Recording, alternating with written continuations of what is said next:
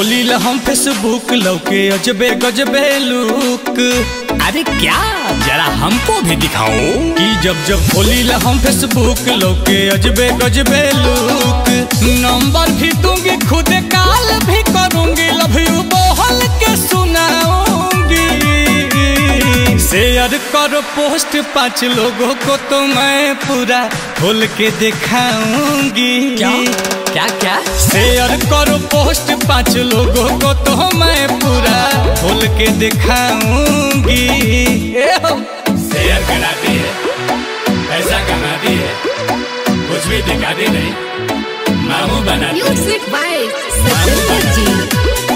मामू बनाती है, मामू बनाती है,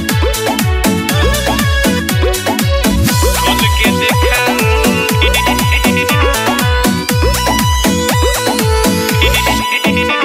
कुंवारी हूँ मैं बारी हूँ, अकेले घर में रहती हूँ। तड़प रही है और मेरी जवानी, तन्हाई मैं सहती हूँ। बारी हूँ कुंवारी हूँ, अकेले घर में रहती हूँ। तड़प रही है मेरी जवानी, तन्हाई मैं सहती हूँ। खोज रही हूँ मैं भी फ्रेंड जो बन जाए हासा बैंड। खर्चा भी दूंगी खुश कर के भेजूंगी जब घर पे बुलाऊंगी। शेयर कर पोस्ट 5 लोगों को तो मैं पूरा खोल के दिखाऊंगी। शेयर करो पोस्ट 5 लोगों को तो मैं पूरा खोल के दिखाऊंगी। मामू बनाती है, मामू बनाती है, मामू बनाती है, मामू बनाती है।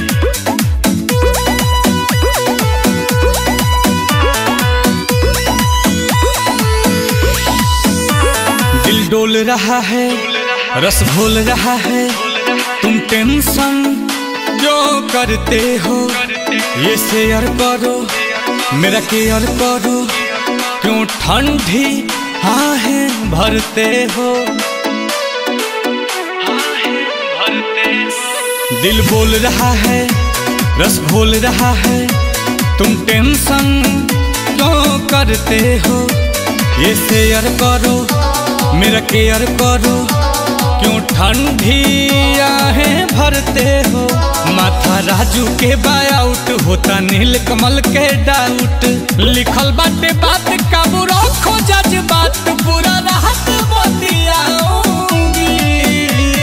शेयर माई पोस्ट 5 लोगों को तो मैं पूरा खोल के दिखाऊंगी। क्या क्या क्या? शेयर करो पोस्ट 5 लोगों को तो मैं पूरा खोल के दिखाऊंगी। अच्छा लगे तो शेयर करें।